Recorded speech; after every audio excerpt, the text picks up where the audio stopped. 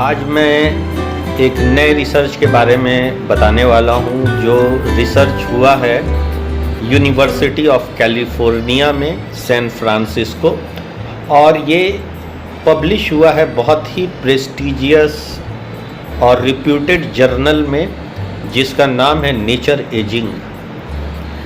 मुझे लगा कि ये बड़ा इम्पॉर्टेंट टॉपिक है और इसे मैं बताऊं, और ये ब्रेन से रिलेटेड है, ब्रेन एजिंग से रिलेटेड है।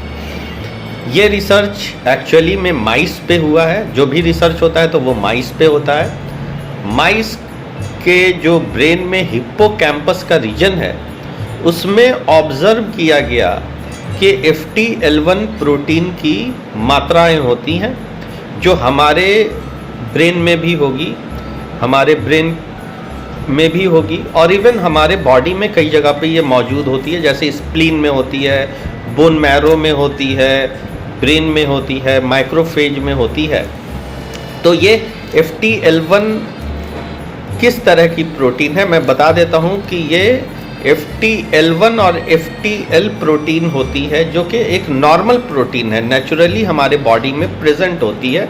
और इसका जॉब क्या है कि ये आयरन को स्टोर करने में मदद करती है। जब ओवर प्रोडक्शन ऑफ आयरन होगा तो वो सेल में स्टोर करती है, तो ब्रेन में ये पाई जाती है। और ये पाया गया कि जो माइस है, जो ओल्ड माइस है, उसमें FTL1 ज़्यादा है कंपैरेटिवली, जो यंग है उससे ज़्यादा है।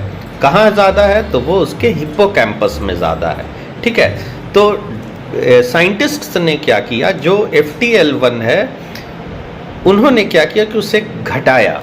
ठीक है, और घटाने के बाद ओल्ड माइस में जब घटाया तो ओल्ड माइस का जो ब्रेन है वो ज़्यादा स्ट्रांग हो गया, यानी कि यंग टाइप वो बिहेव करने लगा।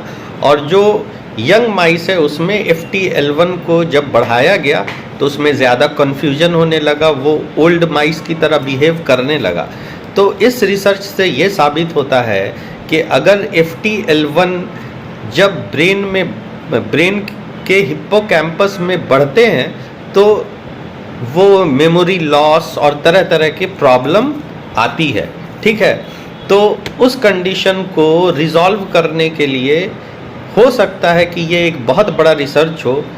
ह्यूमन में भी FTL1 ही रिस्पॉन्सिबल यदि हो, तो अगर कोई ऐसी ड्रग दी जाए जो FTL1 को घटाएगा तो इंसान बुढ़ापे में भी एक यंग पर्सन की तरह उसकी रीजनिंग पावर हो जाएगी, उसका मेमोरी स्ट्रांग होगा, उसका रिफ्लेक्स एक्शन ज़्यादा स्ट्रांग होगा।